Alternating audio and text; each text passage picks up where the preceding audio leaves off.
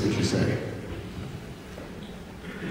I think being creative is pretty romantic. I mean, sharing your heart with the world, that's pretty good. The fact that my heart is empty is not my problem. Well, we could fill that for you, though, right? Let's fill Billy's heart.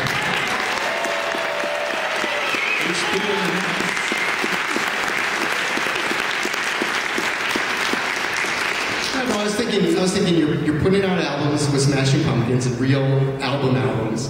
You have a tea shop that's based on, or inspired by sort of Chinese salons in Paris from the 1930s, and you still think the Cubs are going to do something. So I think between all those, that's pretty romantic view of the world, actually.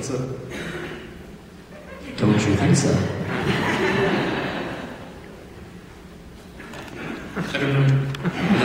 Long yes, no questions are bad form. Well, tell me this. Do you think that being creative and having all these different venues for you, does one feed off the other? Like, does the fact that you own a tea place and have all these different interests, does that improve your art? Does all that cross-pollination work? I have found that by having more of a life, that I'm more interested in being musical. Because there was a time in my life where music was all I was. And of course I didn't get back from it what I thought I should. And being a rebellious type, I rebelled against the thing I love the most, thinking that it was failing me. Which enters into a very interesting public paradigm, where the audience of course picks up on the fact that you're uncomfortable with what you're doing. And then by extension, then you become uncomfortable with the audience, which is a whole other clusterness. I think that there's sort of this romantic idea that when someone is unhappy, they're going to make better art. Do you think that's actually true?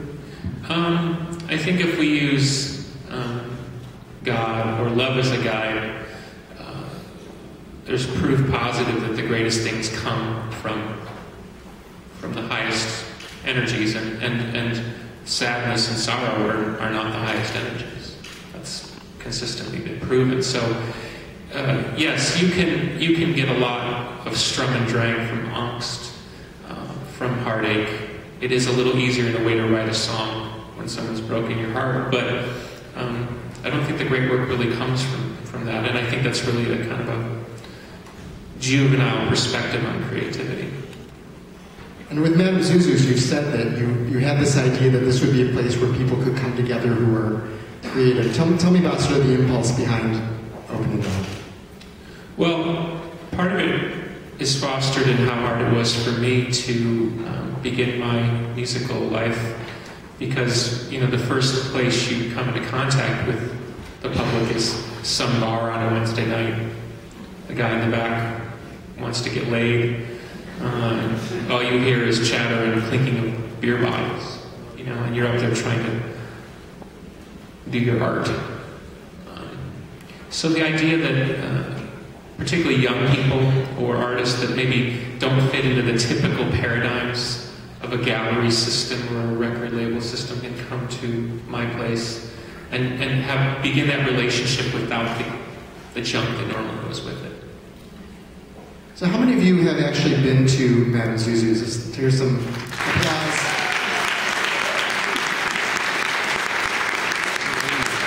It's a very cool place. I mean, you have this slot machine there, and you have these, tin or metal roof, and you have this great print walls, and just this upright piano, and peacock feathers everywhere, and it's a really nice vibe for a place. And you were the person who pretty much put it together that way, right?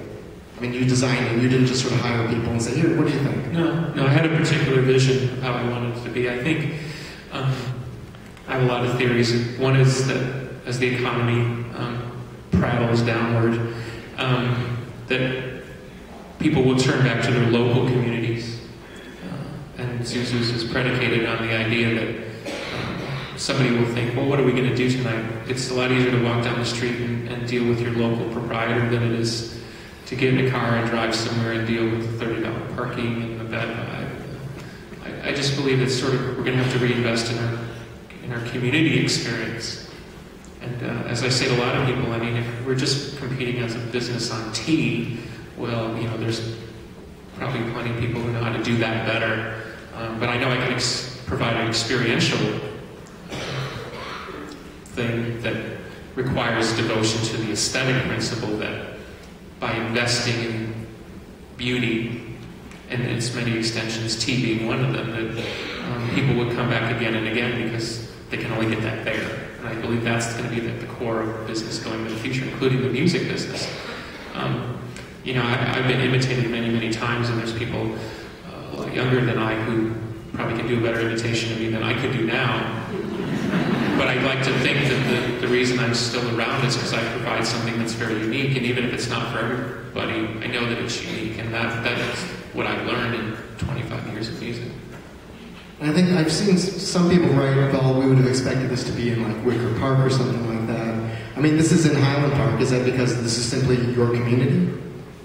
Well, rule number one, hipsters and I don't get along.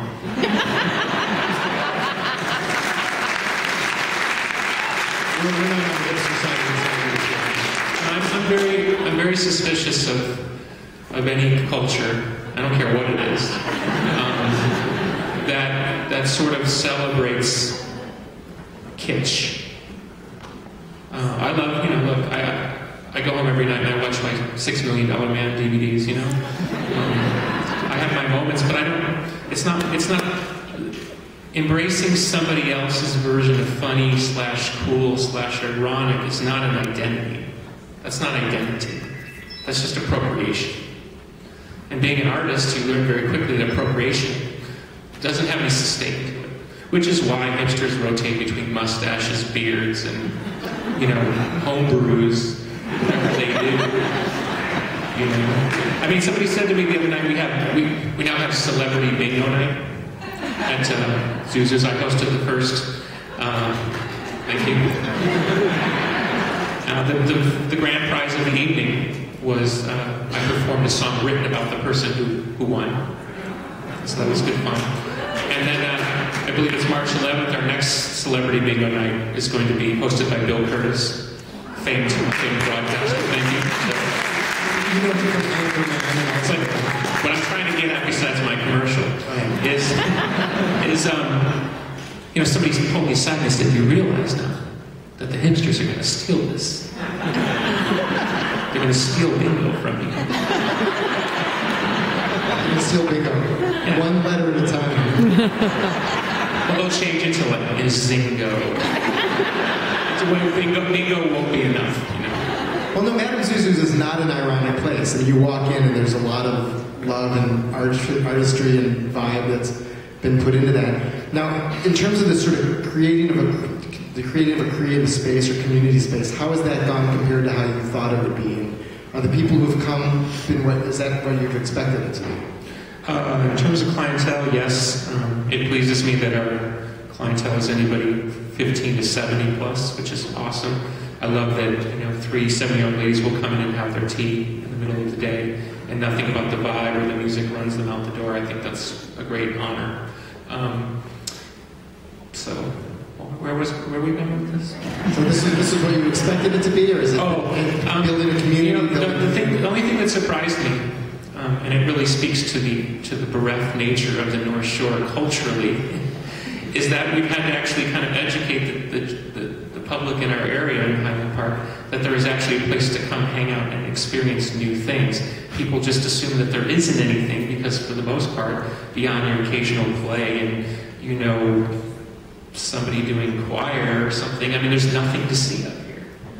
I lived up here for 9 years, and I can think of very few things I've done culturally because it's just... Now, luckily, you know, we have probably the coolest mayor,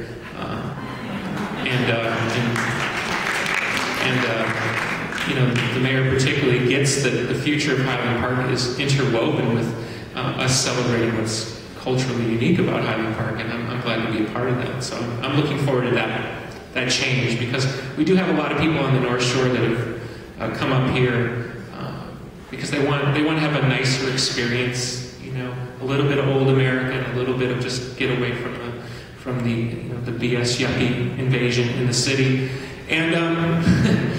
And so I believe that we can. It's the right kind of hit. We can find the right kind of hit. You know. And if a bunch of people came in with laptops and just sat there all day, would you be like, "Oh, that's great," or would you think, "Oh"? I don't know. To each his own. Yeah. Tell me about what you're writing right now. Writing a spiritual memoir in the middle of that. It's quite an interesting experience. And I've heard you've been working on that. How far along is that? I wrote about 500 pages and I started over. It's serious. What was wrong with the first 500 pages? Yeah, I thought the prose was kind of weak. Music? New Pumpkins album.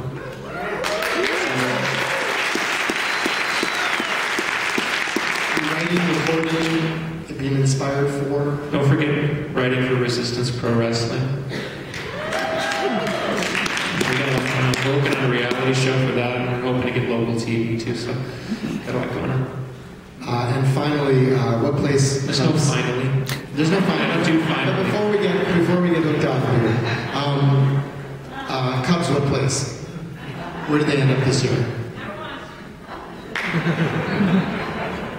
Takes a. You know, there's a literal answer and there's an existential answer. The literal answer. I get both from you. I think that's only fair. The literal answer is third place would probably be pretty good. I think we'd all feel like we're moving in the right direction. Existentially, number one.